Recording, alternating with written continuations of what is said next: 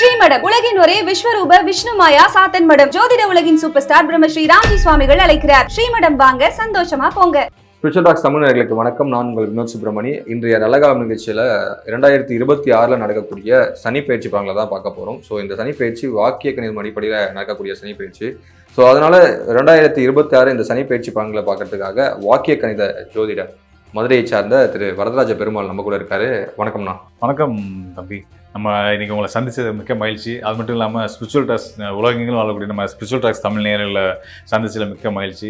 நம்மளுடைய நேயர்கள் எனக்கு தொடர்ந்து பெரிய ஆதரவு கொடுத்துட்ருக்காங்க. அவங்களுக்கு மகிழ்ச்சியோட கூடிய நன்றியை நான் தெரிவிச்சுக்கிறேன். ஓகே, ரொம்ப சந்தோஷம்ண்ணா. இப்போ இந்த நடக்கக்கூடிய 2026 வரக்கூடிய இந்த சனி பயிற்சி இருக்குல்ல, இந்த வாக்கிய கணிதம் அடிப்படையிலான சனி பயிற்சி, ஸோ எந்த மாதிரியான மாற்றங்களை நிகழ்த்த போகுது? நான் எதனால் கேட்குறேன்னா, நீங்கள் பொதுவாக பார்த்துருப்பீங்க சோஷியல் மீடியாவில் நிறையா இது நடக்க போகுது, பிரளயம் நடக்க போகுது, அந்த மாதிரினா நிறைய விஷயம்லாம் சொல்லுவாங்க 2026 ஆரம்பித்த உடனே. ஸோ பர்டிகுலராக இப்போ குரு பயிற்சியும் வரப்போகுது, இப்போ சனி பயிற்சி வேறு வாக்கிய கணிதம் அடிப்படையில் வரப்போகுது. ஸோ இதனால் எந்த மாதிரியான மாற்றங்கள் இருக்கும்? ஸோ அடுத்து தொடர்ந்து எல்லா ஒரு ராசிக்கும் சொல்லுங்கண்ணா. ஆமாம், கண்டிப்பாக. அதாவது நம்ம சனியுடைய பயிற்சி நிலை அப்படின்றது என்னன்னு பார்க்கணும். முதல் சனி இப்போ எங்கே இருக்கார் அப்படின்னு பார்த்தீங்கன்னா, கும்ப ராசியில் இருந்துகிட்டு இருக்காரு. கும்ப ராசியிலேருந்து மார்ச் 6ஆம் தேதி அவர் வந்து மீன ராசிக்கு போகிறாரு. அது மீன ராசி அப்படின்றது வந்து காலபுருஷ தத்துவத்தில் 12வது ராசி. அது குருபவனோட வீடு, சுபகரமான முழு சுபரான வியாழனுடைய வீடு தான் அந்த மீன ராசி, நீர் ராசி. அதுக்கு நிறைய காரத்துவங்கள் உண்டு. அந்த நீர் ராசிக்கு, குருவுடைய ராசிக்கு சனி பகவான் வர்றார் இல்லையா, இது வந்து அவருடைய ஒரு சுற்றை முடித்து 30 ஆண்டுகளுக்கு பிறகு இந்த மீன ராசிக்கு வர்றார். இதே ஒரு சிறப்பு தான். ஸோ அந்த வகையில் வந்து சனி பகவான் இனி வரக்கூடிய காலங்களில் மேஷம் முதல் மீனம் வரையான 12 ராசிக்காரர்களுக்கும் எப்படியான பலன்களை கொடுக்க போகிறார் அப்படின்னு நம்ம பார்க்க போகிறோம். அது மட்டும் இல்லாமல் சனி பகவானை பார்த்து யாரும் முதல் பயப்படாதீங்க. அவர் மேலே ஒரு கெட்ட பிம்பத்தை எல்லாரும் பதிய வச்சுருக்காங்க. சனியா அசுபர் அப்படின்னு நான் வீட்டிலேயே நிறைய பேர் நம்ம வீட்டில் இருக்கவங்களே வந்து திட்டுறதுக்கு கூட சனி பகவான் பெற சொல்லி அவனை எல்லாம் திட்டுவோம் இல்லையா. ஸோ அந்த மாதிரிலாம் வந்து ஒரு கெட்ட அபிப்பிராயத்தை பதிவு வச்சுருக்குமே தவிர்த்து எல்லா கிரகங்களுமே நல்ல கிரகங்கள் தான். சொல்லப்போனால் அவங்கங்க இருக்கிற இடத்த பொறுத்து தான் நல்லவங்க நல்லவங்களாக இருக்கிறதும், கெட்டவங்க நல்லவங்க மாறுறதுமா இருக்குது. ஸோ அந்த வகையில் சனியை பற்றி யாரும் பயப்படாதீங்க. சனியால் நல்ல யோக பலன்கள் இந்த பயிற்சிக்கு அப்புறம் வந்து எல்லாத்துக்குமே இருக்குது அப்படின்றத நான் வந்து சொல்லிக்கிறேன். சரிங்கண்ணா. ஓகே, தொடர்ந்து நம்ம வந்து ஒரு ராசிகளுக்குமான பலன்களை பார்க்கலாம்ண்ணா. கண்டிப்பாக கண்டிப்பாக.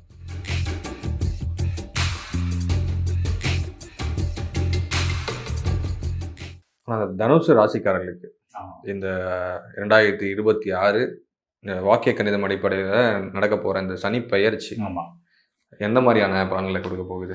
கண்டிப்பாக. அதாவது சனியோட நிலை வந்து ரொம்ப முக்கியமானது எல்லா ராசிக்காரர்களுக்கும். அந்த வகையில் வந்து தனுசு ராசிக்கு அவர் வந்து ஸ்தான அடிப்படையில் 2, 3க்கு அதிபதி.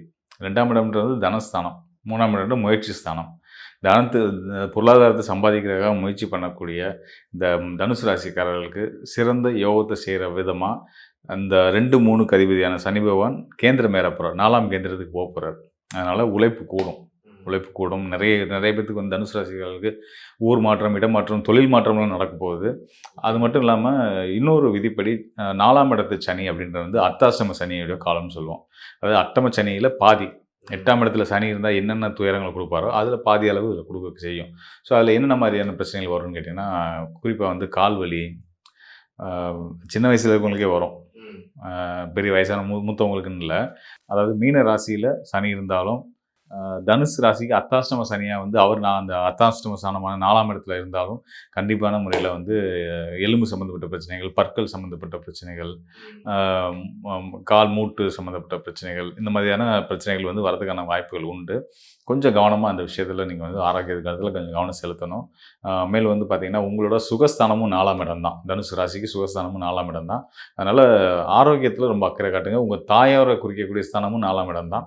அங்கே வந்து சனி பகவான் வரும்போது வந்து உங்களோட தாயுடைய உடல்நிலையில ரொம்ப கவனம் செலுத்த வேண்டியது இருக்கும். இதெல்லாம் கூட வந்து பார்த்திங்கன்னா உங்களை பயமுறுத்துறதுக்காகவோ இல்லை நீங்கள் கவலைப்படுற அளவுக்கான பெரிய விஷயமாலாம் இருக்குது. சின்ன சின்ன தொந்தரவுகள் வரும், சரியாயிடும். அதனால் பெருசாக நீங்கள் எடுத்து நீங்கள் மன உளைச்சலுக்கு ஆளாக வேண்டியதில்லை. இதை தீர்க்கிறதுக்கு விதிவிலக்காக இன்னொரு விஷயமும் நடக்க போகுது. குருபவனோட அனுகிரகம். உங்கள் ராசிநாதன் குருபவன் சனி பயிற்சி ஆனதுலேருந்து ஒரு மாதம் 1.5 மாதத்தில் வந்து அவரும் பயிற்சியாக போகிறாரு. பயிற்சியாகி அவர் தன்னோட உச்ச வீட்டுக்கு வரப்போகிறாரு. 12 ஆண்டுகளுக்கு பிறகு உங்கள் ராசிநாதன் முழு பலம் பெறுறது நீங்களே பலம் பெற மாதிரி தான் தனுசு ராசிக்காரர்கள். அவர் தனுசு ராசிக்காரர்களுக்காக குருபவன், அதாவது ராசி அதிபதி குருபவன் பலம் பெற்றது மட்டும் இல்லாமல் அவருடைய 9ஆம் பார்வை உங்களுடைய 4ஆம் இடமான சனி இருக்கக்கூடிய மீன ராசியில் விழுக போகுது. மீன ராசியில் சனி இருக்கார், சனிக்கும் பார்வை கிடைக்குது, மீன ராசிக்கும் பார்வை கிடைக்கும் போது உங்களுடைய ஆரோக்கியம் மேம்பட தான் போகுது. இந்த அர்த்தாஷ்டம சனி பெருசாலாம் தொந்தரவு பண்ணாது, குருவுடைய அருள் இருக்கிறதுனால சிறப்பாக தான் இருக்கும். அதை தாண்டி இப்போ இவங்களுக்கு இந்த பொருளாதாரம் விஷயம் இருக்குல்ல, ஆமாம், பொருளாதாரத்தில் எந்த மாதிரியான முன்னேற்றங்கள் இருக்கும்? ஏன்னா பொதுவாக எல்லாருமே எதிர்பார்க்குற ஒரு விஷயம். பொதுவாகவே தனக்காரகன் அப்படின்னா வியாழன் தான். வியாழனையே ராசி அதிபதியாக கொண்ட தனுசு ராசிக்காரர்களுக்கு உங்கள் ராசி அதிபதி உச்சம் பெறுறது பொருளாதாரத்தில் நீங்கள் மிகப்பெரிய முன்னேற்றத்தை அடைய போகிறீங்கன்றதுக்கான நல்ல அடையாளம். கவலையே பட வேணாம். இந்த 2026ஆம் ஆண்டு சனி பகவானும் குரு பகவானும் சேர்ந்து உங்களுக்கு உங்களோட செயல்னாலையும் உங்கள் உழைப்புனாலையும் மிகப்பெரிய பொருளாதார முன்னேற்றத்தை கொடுக்க போகிறாங்க. அதனால் சின்னதாக யோசிக்காதீங்க. பெரிதினும் பெரிதிகள் அப்படின்ற அடிப்படையில் பெருசாக ஆசைப்படுங்க. நீங்கள் ஆசைப்பட்டது நடக்க போகுது. ஸோ அதனால் உங்கள் எண்ணங்களை பெருசாக்கிக்கிட்டு செயல்பட ஆரம்பிங்க. கண்டிப்பான முறையில் 2 பேரும் சேர்ந்து, அசுபரான சனியும் சுபரான குருவும் உங்கள் ராசி நாதனாவும் அவர் வந்திருக்கார் இல்லையா, அவரும் சேர்ந்து உங்களுக்கு யோக பலனை கொடுத்து உங்களுடைய செயல்களில் வெற்றியை கொடுத்து மிகப்பெரிய பொருளாதார முன்னேற்றத்தை கொண்டு வர போகிறாங்க.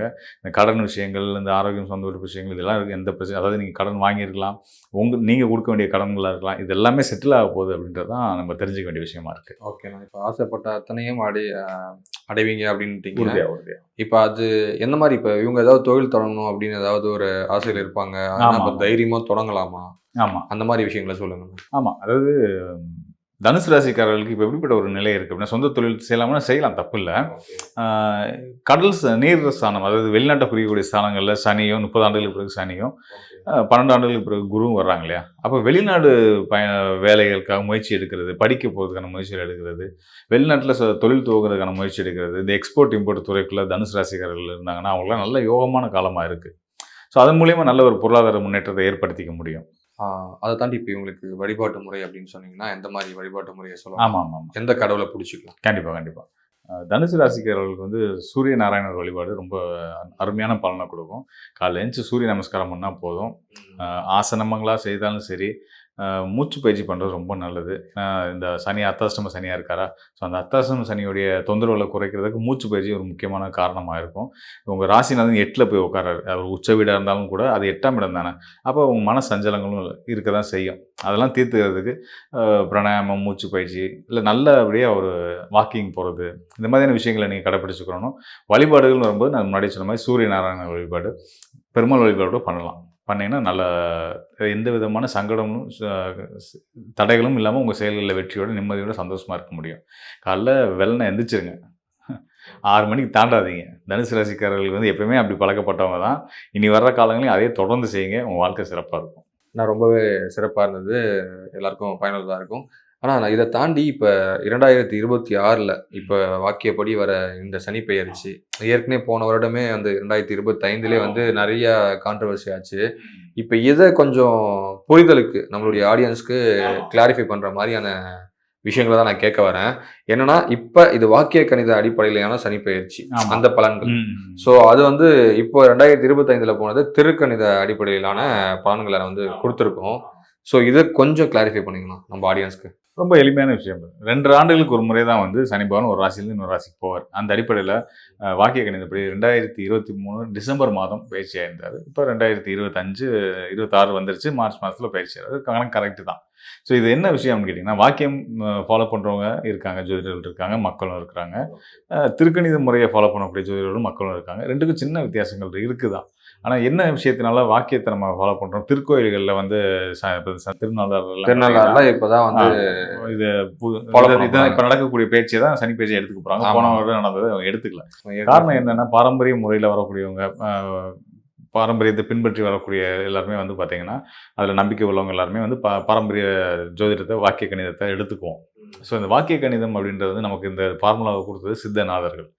சித்தநாதர்கள் கொடுத்த கணிதத்திலேயோ அவங்க கொடுத்த எந்த ஒரு விஷயத்துலையுமே மாறுதல் செய்கிறதுக்கு யாருக்கும் அதிகாரம் இங்கே கிடையாது. அவங்களுக்கு வந்து ஆதியும் தெரியும், அந்தமும் தெரியும். அவங்க எல்லாத்தையும் புரிஞ்சு தான் நமக்கு ஒரு கணக்கீட ஒரு விஷயத்தை நமக்கு கொடுத்துருக்குறாங்க. ஸோ அப்படின்னும்போது இது வந்து ஜோதிடம் வந்து வெறும் கணக்கு மட்டும் கிடையாது. கணக்கு அடிப்படை கணக்கு தான், ஆனால் கணக்கு மட்டும் ஜோதிடம் கிடையாது, இது ஞானமும் சம்மந்தப்பட்டது. அதனால் ஜோதிட ஞானம் ஒருத்தருக்கு இருக்கணும். அப்போ அந்த ஜோதிட ஞானத்தோட, அந்த தெய்வ பலத்தோட, அந்த சித்தர்கள் கொடுத்த அந்த கணித முறைப்படி அந்த மேலே இருக்கக்கூடிய நம்பிக்கையின் அடிப்படையில் தண்டை தேடி வரக்கூடிய மக்களுக்கு பலன்கள் வந்து ஜோதிடரை நம்ம கொடுக்குறோம். ஸோ அந்த அடிப்படையில் சனி பயிற்சியை நாங்கள் ஜோதிடர், அதாவது வாக்கிய கணித ஜோதிடர்களாக நாங்கள் வந்து இப்போ வரக்கூடிய பயிற்சியை தான் சனி பயிற்சியாக எடுத்துக்கிட்டு மக்களுக்கு நாங்கள் அதுக்கான பலன்களை சொல்லிட்டு இருக்கோம். இதே மாதிரி திருக்கணிதத்து மேலே நம்பிக்கை உங்களோட நம்பிக்கையை நம்ம தப்பு சொல்லக்கூடாது. அவங்களோட நம்பிக்கையில் அவங்களுக்குன்னு ஒரு தெய்வ பலம், அவங்களுக்குன்னு ஒரு வாக்கு பலம், அவங்களுக்குன்னு ஒரு நம்பிக்கைலாம் இருக்கு இல்லையா? அதன் அடிப்படையில் அவங்களும் மக்களுக்கு நல்லது சொல்லணும்னு நினச்சி அவங்க ஒரு நம்பிக்கையில், அவங்களோட ஒரு கணக்கீட்டில் அவங்க ஒரு பலன்கள் சொல்கிறாங்க. அது அவங்களோட எதை மக்கள் எடுத்துக்கணும் அப்படின்னு கேட்டிங்க அப்படின்னா, ரெண்டையுமே தாராளமாக எடுத்துக்கலாம். எடுத்துக்கிட்டு நீங்கள் மக்களாக நீங்கள் பண்ண வேண்டியது திருக்கணிதம் வாக்கியமான்ற சண்டைக்குள்ளே நீங்கள் வர வேணாம். அது ஜோதிடரோட பிரச்சனை. நாங்கள் அதை பார்த்துக்குறோம்.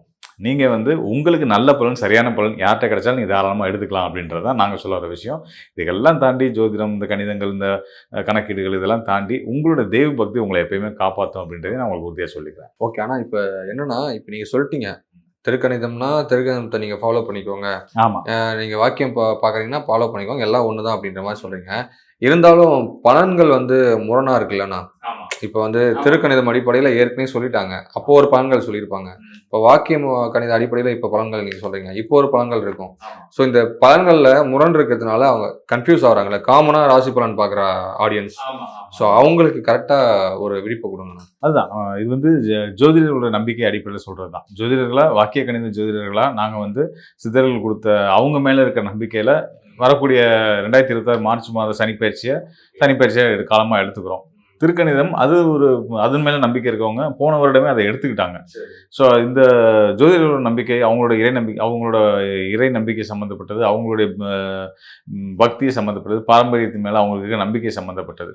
ஸோ அந்த வகையில் இங்கே வந்து எந்த விஷயம் வேலை செய்யும்னு கேட்டிங்கன்னா ஜோதிடத்தை, அதான் திரும்ப நான் தான் உங்களுக்கு அழுத்தமாக சொல்கிறேன், ஜோதிடரோட ஞானம் தான் இங்கே வேலை செய்யும். கணக்கீடுகள் இதனால தான் நான் மக்களுக்கு சொல்றேன், மக்கள் இந்த குழப்பத்துக்குள்ள வர வேணாம். அதனால சுயஜாதகம் முடிவு தான் வந்து இறுதியானதுன்றீங்க. ஆமா, கண்டிப்பா கரெக்டாக நீங்க சொன்ன விஷயம் அதுதான். சுயஜாதகத்தோட வரும்போது இப்போ நம்ம பலன் சொல்லுவோம் இல்லையா, பலன் சொல்லும் போது வந்து அவங்களுக்கு வந்து நம்ம சொல்றது சரியா இருக்கும் பட்சத்தில் தாராளமாக எடுத்துக்கலாம். திருக்கணிதப்படி ஒருத்தர் கணிச்சு ஒருத்தவங்க பலன் சொல்றாங்கன்னா அதையும் எடுத்துக்கலாம், சரியா இருந்தால் எடுத்துக்கலாம். மாறுதல் வருது, உங்களுக்கு ஒரு குழப்பம் வருது அப்படின்னா நீங்க ரீசெக் பண்ணி பார்த்துக்கலாம். ஃபைனலாக வந்து இப்போ புரிஞ்சிடுச்சுன்னா, இப்போ இது வந்து எல்லாமே ஒரு பொதுவான பலன்கள் தான். இது வந்து ஒரு இத்தனை பர்சன்டேஜ் தான் இதனுடைய பலன்கள் இருக்கும். ஆனால் சுயஜாதகத்தோட வந்தாங்கன்னா ரொம்பவே சிறப்பாக கண்டிப்பாக நீங்கள் சொல்கிறோம். ஆமாம். ஓகே, ரொம்ப நன்றி. நன்றி.